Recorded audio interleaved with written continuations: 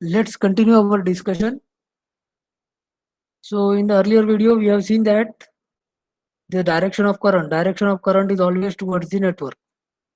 And total we have four variables: V1, I1, V2, and I2. Total four variables are there: V1, I1, V2, and I2. So out of these four variables, we are taking two variables, and these two variables are expressed in terms of other two variables. So let's start with our first parameter, that is nothing but Z parameter. So the Z parameter is useful for the synthesis of filter. It is also used for the analysis of impedance matching network.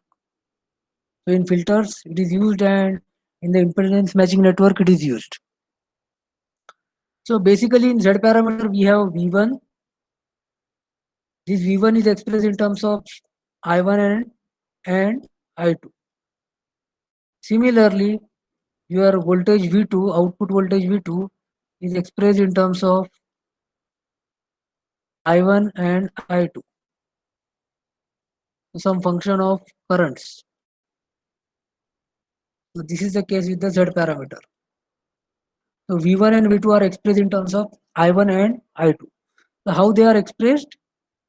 V1 equal to Z11 I1 plus Z12 I2, and V2 equal to Z21 I1 plus Z22 I2. So you must remember this equation, very important equation. These equations are very important. In matrix form, V1, V2. So this is the Z parameter matrix: Z11, Z12, Z21, Z22, and this is current matrix I1, I2. These Z terms are called as the impedance parameter, and the unit of Z parameter is ohm. Okay. Now I want to find out the value of Z11. So what I will do, I will make this I2 as 0. I will use the condition I2 value as 0.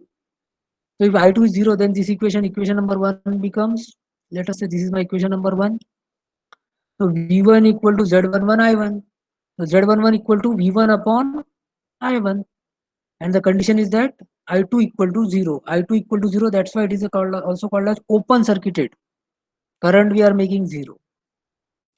Similarly, if I want to get the value of Z12, so what I will do, I will make I1 current as 0. If I1 current is 0, so equation will be V1 equal to Z12 I2. So Z12 equal to V1 upon I2. And condition is I1 equal to 0. Similarly, Z21, from equation number 2, Z21 make I2 equal to 0. In equation number 2, make I2 equal to 0. So V2 is simply Z21 I1. This I1 will come here, that means in the denominator. So Z21 is V2 upon I1 with the condition I2 equal to 0. And your Z22 is make I1 as 0. Make I1 as 0. So V2 equal to Z22 I2. So Z22 equal to V2 upon I2. Condition is I1 equal to 0. So this is V1 upon I1. V1 upon I1 is nothing but the input side, and voltage upon current is nothing but the impedance. So it is also called as input impedance. Z11 is also called as input impedance, open circuited input impedance, because current is 0. I2 current is 0. Open circuited word is used because current I2 is 0. And it is also called as driving point impedance because from the input side we drive the circuit. So it is also called as driving point impedance. Then your Z12 is called as open circuit transfer impedance. Voltage here, input voltage and output current. So we are transferring that impedance. So that's why it is called as transfer impedance from port 1 to port 2. Similarly, Z21 is open circuit transfer impedance from port 2 to port 1. And your Z22 is nothing but V2 upon I2. So output side impedance. So that's why it is the output impedance, also called as driving point impedance.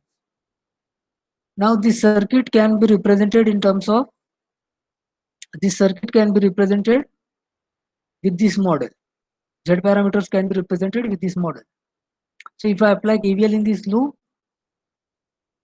current is I1 flowing in this loop, So V1 equal V1 by KVL. What will be the KVL equation? V1 minus what is the voltage across this Z11? I1 into Z11. Again, this is a dependent voltage source. So what will be the voltage value? Minus Z12 I2 equal to 0. So this is the KVL equation. So these negative terms will go to that side. So we will get our equation number 1, that V1 equal to Z11 I1 plus Z12 I2. Similarly, if you apply the KVL here, you will get our equation number 2. Because of this I2 direction is towards the network. So this is one way of representing the Z parameter. Suppose if I provide you the values of Z11, Z12, Z21 and Z22, so you can represent by this model. Now, one important point, if your Z11 is same as your Z22, then we say that the network is symmetrical in nature. Now, what do you mean by symmetrical in nature? The meaning is that we can divide the network into two similar halves. So symmetry will exist. That means our network is divided in two equal halves. And whenever our Z12 is same as Z21, then in that case we call the network as reciprocal. Whenever Z12 equal to Z21, we call the network as reciprocal. Now, understand the meaning of reciprocal. The meaning is that, suppose here instead of V1, if the network is reciprocal, then what I can do, instead of V1, I can connect here V2, and instead of V2, I can connect here V1. The response remains same. That means output is connected to the input and input is connected to the output. Then also our network response is same. So the condition is Z12 equal to Z21. Then only the network is reciprocal in nature. What explanation I have written? The transfer impedance remains same if you interchange points of excitation and response. That means we are changing excitation means input and response means output. So V2 I have changed to V1 and V1 I have changed to V2. Okay. And one important condition for network to be reciprocal is that it must be linear and there should not be any dependent source present in the network. If we see any dependent source, one network is provided, and if you see any dependent source, then 100% it is not a reciprocal network. And if dependent source is not present and our network is linear, then it is a reciprocal network. Okay.